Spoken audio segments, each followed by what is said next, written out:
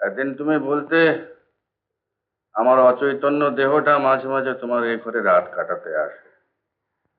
আর তোমার সে কথা মিথ্যে করে দিলুম তো। হুম।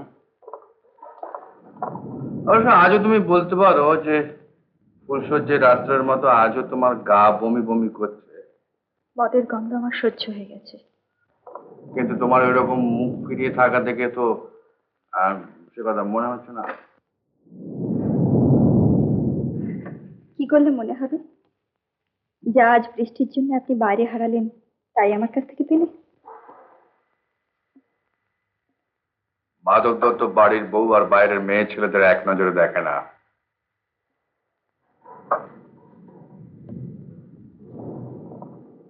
আদালত বললেই কর্তাবাবু যদি দরকারে লাগে। রেখে যাও।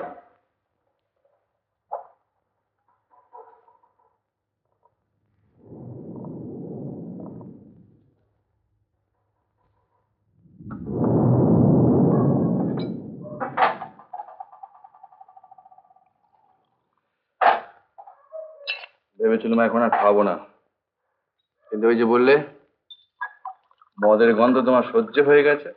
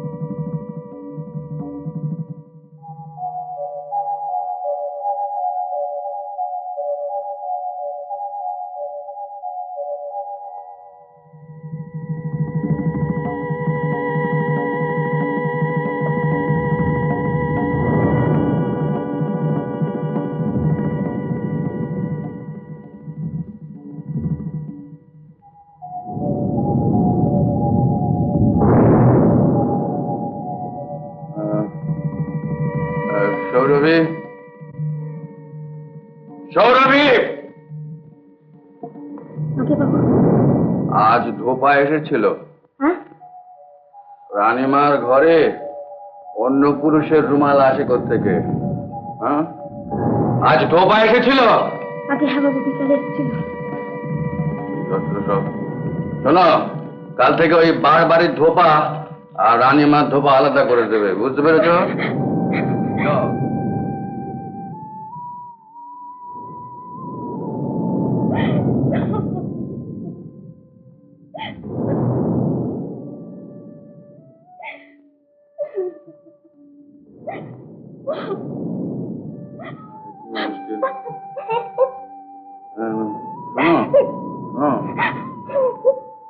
কাঁদছো কেন?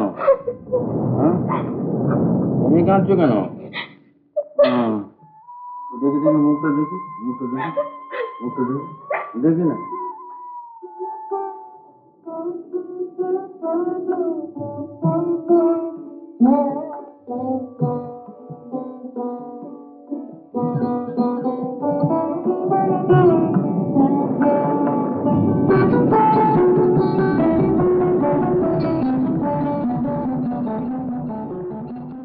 সে যতই কালো হোক আমার ভালো লেগেছে, ও সে যতই কালো হোক আমার ভালো লেগেছে।